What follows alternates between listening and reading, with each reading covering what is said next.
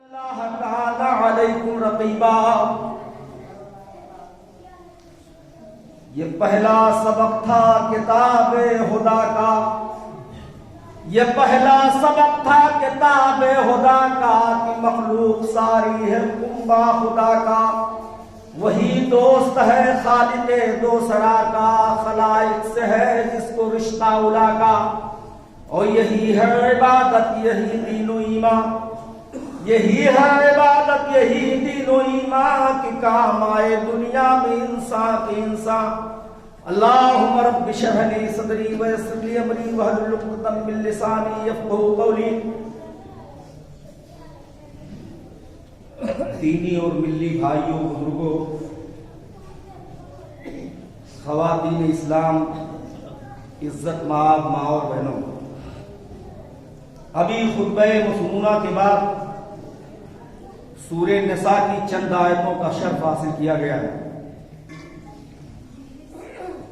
جس میں اللہ رب العالمین فرماتے ہیں یا ایھا الناس، پوری خلقت سے، تمام مخلوق سے اللہ رب العالمین مخاطب ہو کر کے فرماتے ہیں یا ایھا الناس، اے لوگوں، اپنے پروردگار سے ڈرو جس نے تم کو پیدا کیا ہے ایک جان سے، اور اس سے اس کی بیوی کو، اور ان دونوں سے تمام مردوں اور عورتوں کو پھیلائے۔ اللہ سے ڈرو جس کے نام سے تم ایک دوسرے سے اپنا حق مانگتے ہو، اور رشتوں اور نعتوں کے توڑنے سے بھی ڈرو، بے شک اللہ تم سب پر نگراں اور محافظ ہے۔ اس آیت کریمہ میں اللہ رب العالمین نے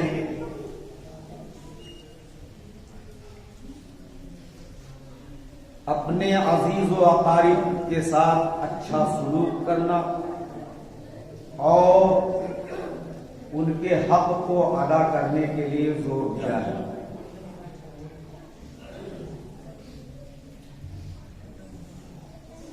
کہ تم ان کی حق تلفی نہ کرو اور ان سے بدسلوکی کے ساتھ پیش نہ ہو۔ اگر ان میں سے کوئی کمزور یا غریب ہے تو اس کی مدد امداد کرو اور ان کے کام میں ہاتھ بٹاؤ۔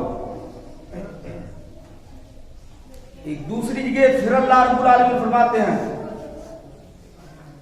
وَاعْبُدُوا اللَّهَ وَلَا تُشْرِكُوا بِهِ شَيْئًا وَبِالْوَالِدَيْنِ إِحْسَانًا۔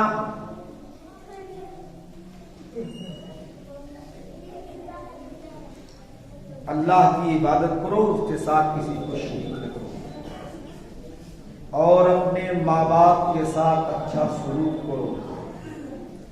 وَبِذِي الْقُرْبَى، اور اپنے رشتہ داروں میں جو تمہارے قریب ہوں، وَالْيَتَامَى وَالْمَسَاكِينَ، یتیموں اور مسکینوں کا حق ادا کرو۔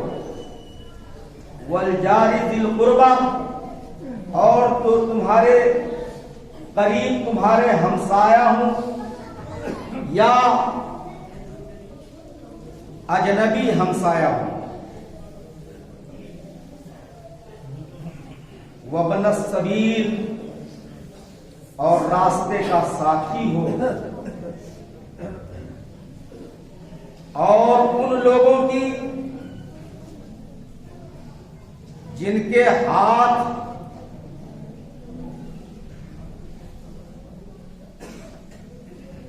تمہارے اختیارات میں ہوں، یعنی نوکر، کنیز، خادمہ وغیرہ. ان اللہ لا يحب من کان مختالا فخورا. اللہ تعالیٰ تکبر کرنے والے اور شیخی بگھارنے والے کو پسند نہیں فرماتے. اس آیت کریمہ میں اللہ تعالیٰ نے سب سے پہلے اپنا حق ذکر فرمایا ہے، پھر اس کے بعد ماں باپ کے حق کا ذکر کیا ہے، اور پھر اس کے بعد قریبی رشتہ داروں کا حق بتلایا ہے کہ تم انہیں کسی قسم کی اذیت اور تکلیف نہ پہنچاؤ اور نہ ان کے ساتھ بدسلوکی سے پیش آؤ. ایک دوسری جگہ اللہ رب العالمین نے قرآن میں فرمایا ان اللہ یامر بالعدل والاحسان وایتاء ذی القربی.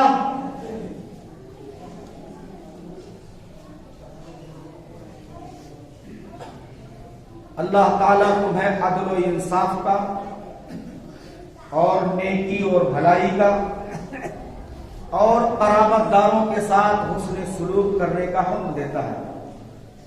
ایک دوسری جگہ پھر فرماتا ہے وَآتِ ذَا الْقُرْبَى حَقَّهُ وَالْمِسْكِينَ وَابْنَ السَّبِيلِ.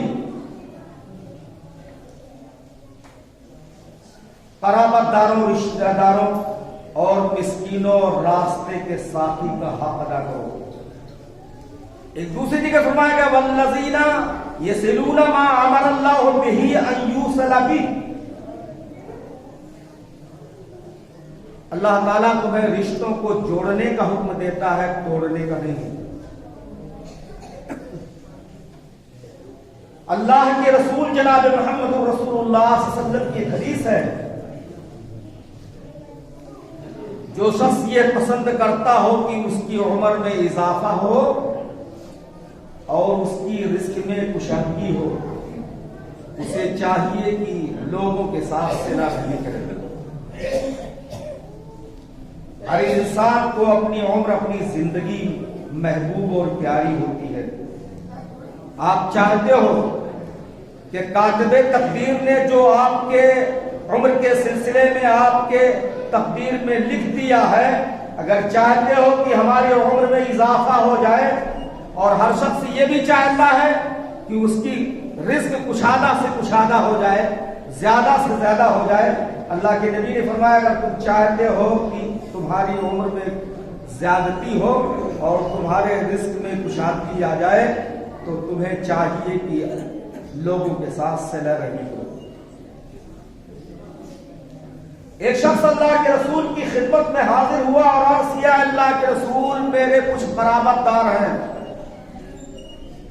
میں ان کے ساتھ صلہ رحمی کرتا ہوں تو وہ میرے ساتھ قطع رحمی کرتے ہیں، میں ان کے ساتھ حسن سلوک سے پیش آتا ہوں تو وہ میرے ساتھ بدسلوکی سے پیش آتے ہیں.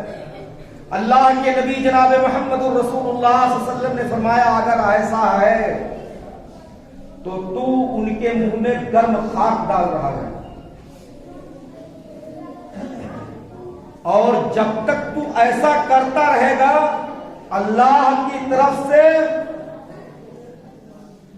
ایک تمہارا ساتھی اور تمہارا معین مددگار مقرر کر دیا جائے گا.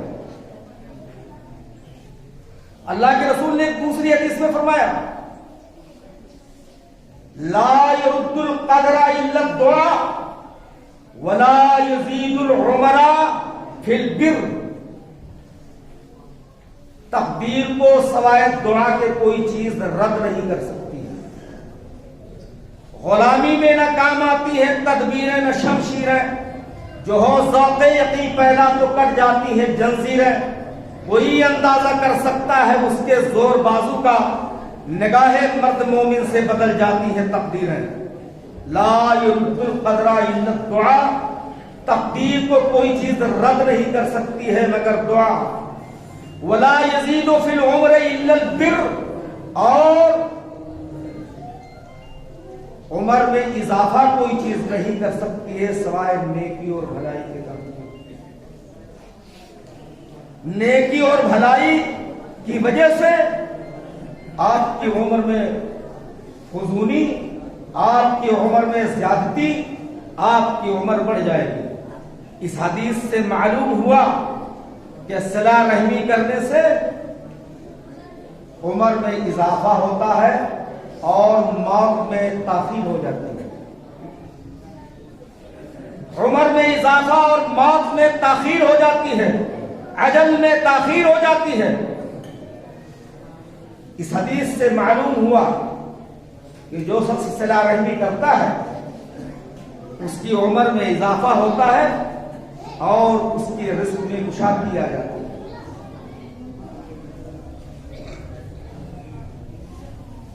من کان یؤمن باللہ والیوم الآخر فلیصل رحمہ، جو شخص اللہ کی ذات پر اور یوم آخرت پر یقین رکھتا ہے اسے چاہیے کہ وہ صلہ رحمی کرے. اس لیے کہ اللہ کے رسول جناب محمد رسول اللہ صلی اللہ علیہ وسلم کی حدیث ہے کہ جو شخص اپنے بھائی کی حاجت روائی میں چلتا پھرتا ہے، جو شخص اپنے بھائی کی حاجت روائی میں چلتا پھرتا ہے، اس کو ہر ایک قدم کے بدلے میں 70 نیکیاں لکھی جاتی ہیں اور اس کے 70 گناہ معاف ہوتے ہیں.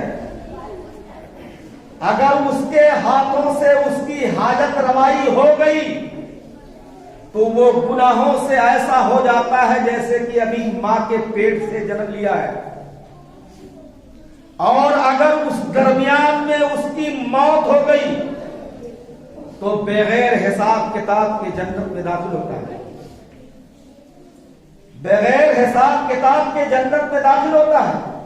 اللہ کے رسول صلی اللہ علیہ وسلم نے فرمایا کہ رحم رحمان سے نکلا ہے، رحم رحمان سے نکلا ہے جو عرش سے لٹکا ہوا ہے اور کہتا ہے یا اللہ جو مجھے ملائے تو بھی اس کو اپنی رحمت سے ملا لے، اور جو مجھے کاٹ دے یعنی میرے ساتھ قطع رحمی کا معاملہ رکھے، اے اللہ تو اسے اپنی رحمت سے کاٹ دے. جو مجھے ملائے تو اپنی رحمت سے اسے ملا، اور جو مجھے کاٹ دے یعنی میرے ساتھ قطع رحمی کرے اس کو تو اپنی رحمت سے کاٹ دے.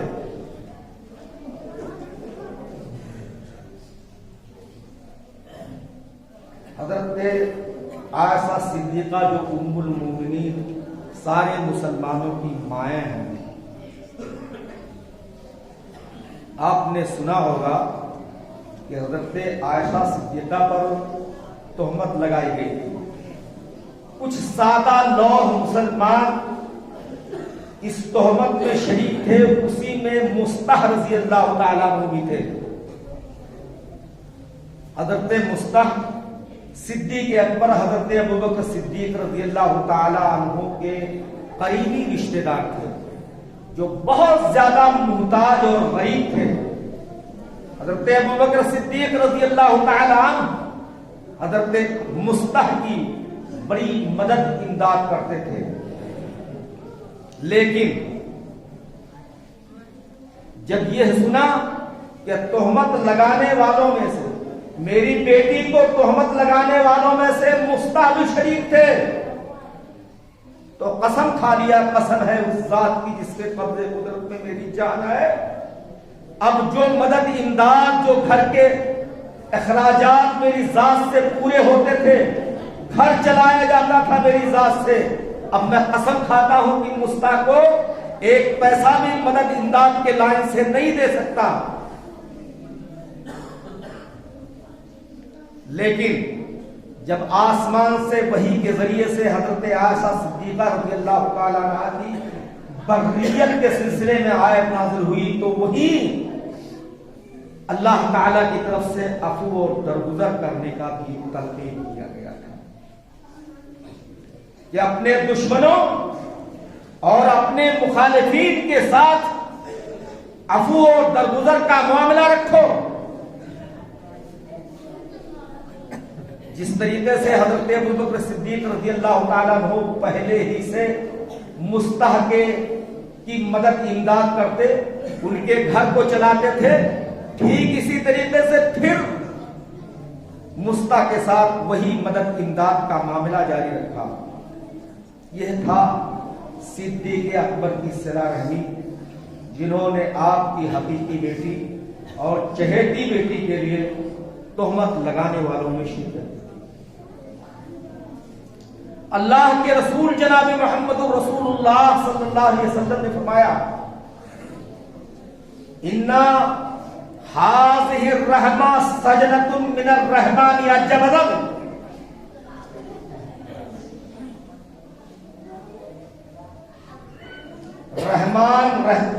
رحمان سے نکلا ہے، اِنَّا هَذِهِ الرَّحْمَةُ سَجْنَةٌ مِّنَ الرَّحْمَٰنِ، رحمان سے نکلا ہے جو بزرگی والا ہے۔ فمن قطعها، جس نے اس کو کاٹ دیا، حرم اللہ الجنہ، اللہ تعالیٰ نے اس شخص کے اوپر جنت کو حرام کر دیا۔ چاہے جتنا بڑا عبادت گزار، چاہے جتنا بڑا نمازی پرہیزگار ہو، اگر اس کے اندر صلہ رحمی نہیں ہے تو اللہ کے رسول صلی اللہ علیہ وسلم نے مسلم شریف کی روایت ہے، حرم اللہ الجنہ، اللہ تعالیٰ نے اس شخص کے اوپر جنت کو حرام کر دیا ہے۔ جو قطع رحم ہوتا ہے، جس کے اندر صلہ رحمی نہیں ہوتی، جس کے اندر مرمت نہیں ہوتی، جس کے اندر درد نہیں ہوتا،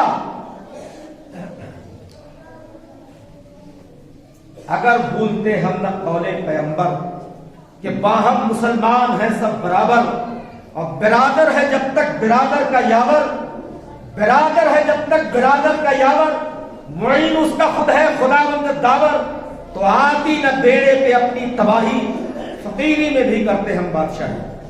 یہ ذلت اور مسکنت کے بادل جو ہمارے اوپر چھائے ہوئے ہیں، یہ قطع رحمی کی بنیاد۔ آج غیر لوگ ہم پر حکومت کریں، 1700 سال کی تاریخیں آپ کو یاد دلاتی ہیں۔ آپ حاکم تھے، محکوم نہیں۔ آپ حاکم تھے، محکوم نہیں۔ یہ ذلت اور مسکنت اور محکومیت جو ہماری مقدر ہو چکی ہے، یہ ہے ہماری بدخلقی اور ہماری قطع رحمی کی بنیاد پر ہے۔ اللہ کے رسول جناب محمد رسول اللہ صلی اللہ علیہ وسلم کی دوسری حدیث آتی ہے، حضرت میمونہ رضی اللہ تعالی عنہا کے پاس ایک لونڈی تھی، جس کو انہوں نے آزاد کر دیا تھا۔ جب آپ صلی اللہ علیہ وسلم کی باری آئی اور آپ ان کے کمرے میں تشریف فرما ہوئے، تو حضرت میمونہ نے فرمایا، اے اللہ کے رسول، جو باندی تھی، جو لونڈی تھی، اس کو میں نے آپ سے بغیر پوچھے ہوئے آزاد کر دیا ہے۔ آپ نے فرمایا، کیا واقعی تو نے اسے آزاد کر دیا؟ میمونہ نے جواب دیا، ہاں اللہ کے رسول، میں نے اسے آپ کے بغیر پوچھے ہوئے آزاد کر دیا ہے۔ کیا اچھا ہوتا، کیا اچھا ہوتا کہ تو اسے اپنے ننہال میں اپنے ماموں کو دے دیتی، تو تجھے اور زیادہ سوال ملتا، کیونکہ ایک ثواب تو قرابت داری کا ہوتا اور دوسرا ثواب تمہیں صلہ رحمی کا تمہارے ہوتا۔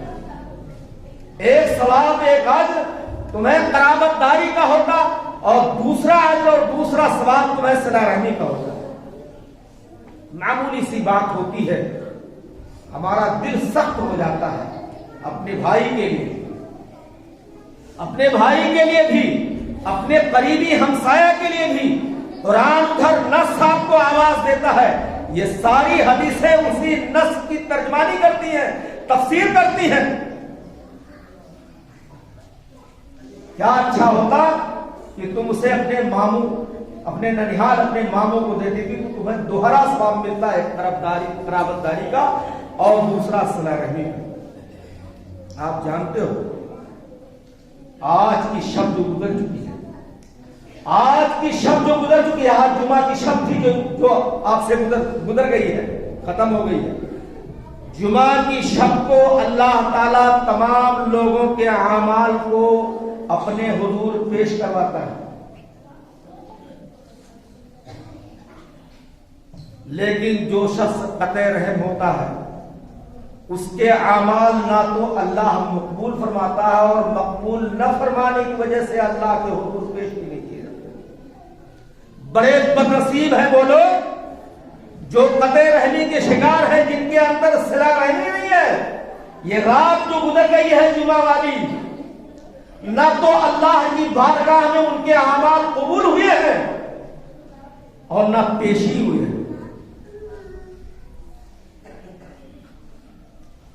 ایک دوسری حدیث میں اللہ کے رسول جناب محمد رسول اللہ صلی اللہ علیہ وسلم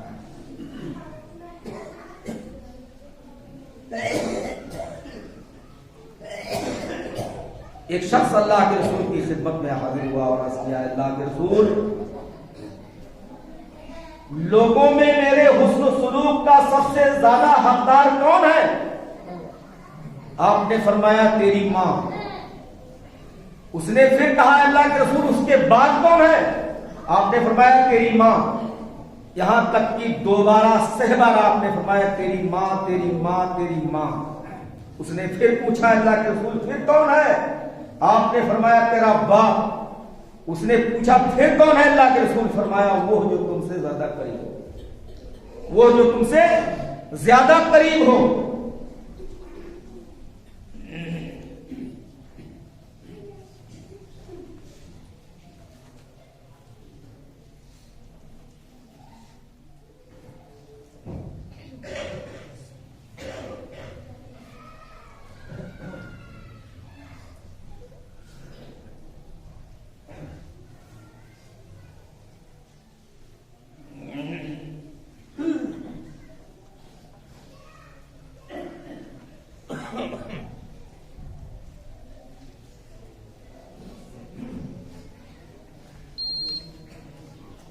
اللہ کے رسول جناب محمد رسول اللہ صلی اللہ علیہ وسلم ہمیشہ لوگوں کے ساتھ صلہ رحمی کا معاملہ کرتے تھے. آپ کے صحابہ کرام صلہ رحمی کا معاملہ کرتے تھے. اللہ کے رسول جناب محمد رسول اللہ صلی اللہ علیہ وسلم ایک جگہ کھڑے تھے. یہ دشمن یہودی آپ کے پاس آیا اور آپ کے چادر کے کنارے کو کھینچ کر کے کہا، ہے محمد، یہ میرے بھی 2 اونٹ ہیں، ان کے لاد کا سامان کون دے گا؟ یہ مال نہ تیرا ہے نہ تیرے باپ کا ہے. آپ نے فرمایا میں اللہ کا بندہ ہوں اور یہ مال تو اللہ کا ہے، لیکن جا ایک اونٹ پر اپنے جو لاد لے اور دوسرے پر کھجور. لیکن کیا تو اس بات سے ڈرتا نہیں؟ کیا تو اس بات سے ڈرتا نہیں جو میرے ساتھ ابھی تو نے سلوک کیا ہے؟ فرمایا نہیں ڈرتا. آپ نے فرمایا کیوں نہیں ڈرتا؟ کہا اس لیے نہیں ڈرتا ہوں کہ میں جانتا ہوں کہ آپ اپنے دشمنوں کے قصور کو معاف کر دیتے ہیں. آپ صلی اللہ علیہ وسلم ہنس پڑے اور صحابہ کرام کو حکم دیا کہ اس کے ایک اونٹ پر جو لاد دو اور دوسرے پر کھجور لاد دو. آخر میں دعا ہے کہ اللہ تعالی ہم سب کو صلہ رحمی کی توفیق عطا فرمائے اور قطع رحمی سے اللہ تعالی ہم سب کو بچائے. ان اللہ ملائکتہ یصلون علی النبی یا ایھا الذین آمنوا صلوا علیہ وسلم تسلیما. اللهم صل علی محمد وعلی آل محمد کما صلیت علی ابراہیم وعلی آل ابراہیم انک